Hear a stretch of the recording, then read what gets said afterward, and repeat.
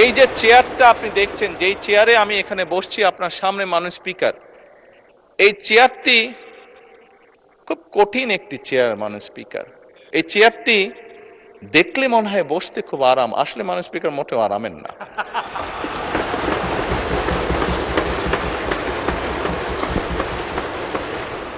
এই চেয়ারটিতে বসলে মাননীয় স্পিকার প্রতি মুহূর্তে মনে হয় যে আগুনের তপ্ত হিট আসছে মাননীয় স্পিকার। হাসার কিছু নেই, আমি যা ফিল করি আমি আপনাদেরকে তাই বলছি,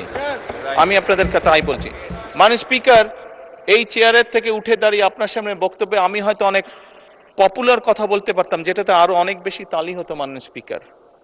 কিন্তু এই চেয়ার আমাকে বলে যে আমি সবসময় পপুলার কথা বলতে পারি না, আমাকে সেটাই বলতে হবে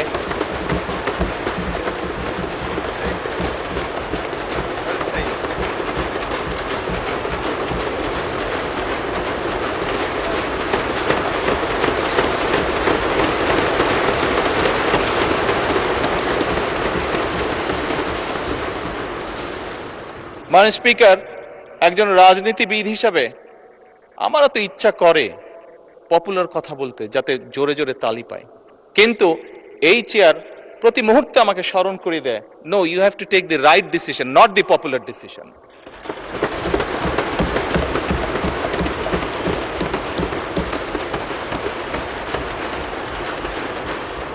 মাননীয় স্পিকার, আপনার মাধ্যমে আজকে এই সংসদের এই সবুজ চেয়ারে যারা বসে আছেন, আমি মনে করি আজকে বোধহয় আমাদেরকে সিদ্ধান্ত নিতে হবে যে আসুন আমরা পপুলার ডিসিশনে আলাপ করব না, আমরা আলাপ করব সঠিক ডিসিশনের ব্যাপারে, রাইট ডিসিশনের ব্যাপারে।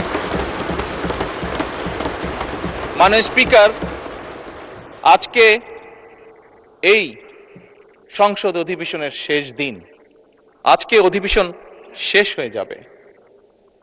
আমার সংসদ নেতা হিসেবে আমার দলের সদস্যদের কাছে, বিরোধী দলীয় বন্ধুদের কাছে, সহকর্মীদের কাছে, সদস্যদের কাছে আমার অনুরোধ থাকবে যে আসুন আগামী অধিবেশন যেটি শুরু হবে সেখানে আমরা আলোচনা করব আমরা কত দ্রুত দেশে বিদ্যুতের সমস্যার সমাধান করতে পারি।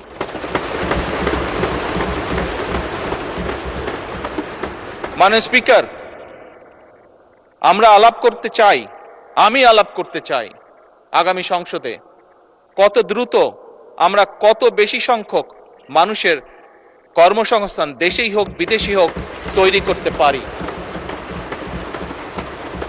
মাননীয় স্পিকার, এই সংসদে দাঁড়িয়ে আমি আলাপ করতে চাই যে আমাদের শিক্ষা প্রতিষ্ঠান, আমাদের হাসপাতালগুলোতে কত দ্রুত শিক্ষা এবং চিকিৎসা সুবিধা আমরা পৌঁছে দিতে পারি।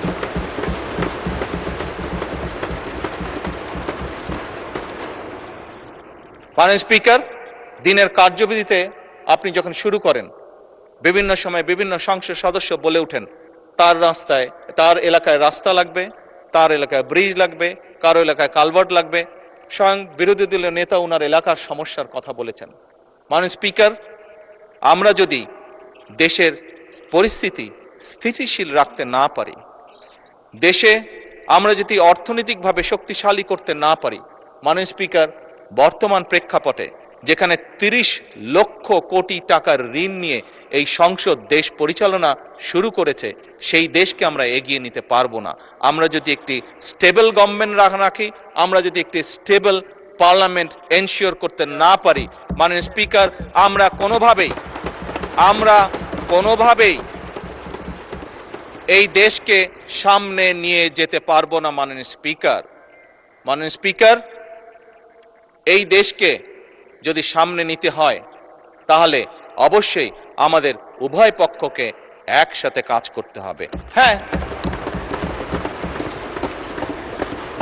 বাংলাদেশে আইটি শিল্পের বিকাশ কিভাবে হবে এ ব্যাপারে হয়তো আমাদের মধ্যে ডিবেট হতে পারে, এ ব্যাপারে আমাদের মধ্যে দ্বিমত থাকতে পারে, কিন্তু বাংলাদেশের আইটি শিল্পের বহিঃপ্রকাশ হতে হবে, এ ব্যাপারে আমাদের মধ্যে নিশ্চয়ই কোনো ডিবেট নেই।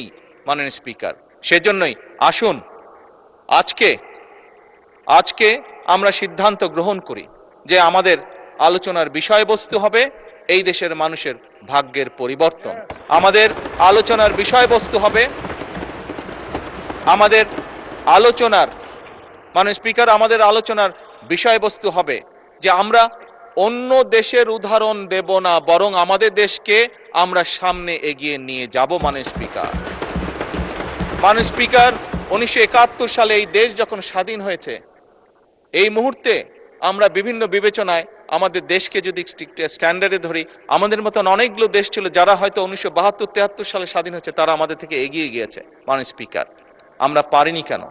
বিকজ বিভিন্নভাবে এই দেশকে, একটু আগেই যেটা বলেছি স্পিকার, বাধাগ্রস্ত করা হয়েছে গণতন্ত্রকে। স্পিকার গণতন্ত্র বাধাগ্রস্ত যদি হয়, গণতন্ত্র প্রতিবার বাধাগ্রস্ত হলে অর্থনীতি, শিক্ষা, স্বাস্থ্য সবকিছু বাধাগ্রস্ত হবে। কাজেই মাননীয় স্পিকার, আপনার মাধ্যমে আমি বিরোধী দলীয় সহকর্মীদের কাছে আহ্বান জানাতে চাই, আসুন আমরা ডিবেট করব, আমরা বিতর্ক করব, আমরা আলাপ করব, আমরা আলোচনা করব, আমরা বসবো, কথা বলবো, কিন্তু কোনোভাবেই এই সংসদকে ব্যর্থ হতে দেওয়া যাবে না।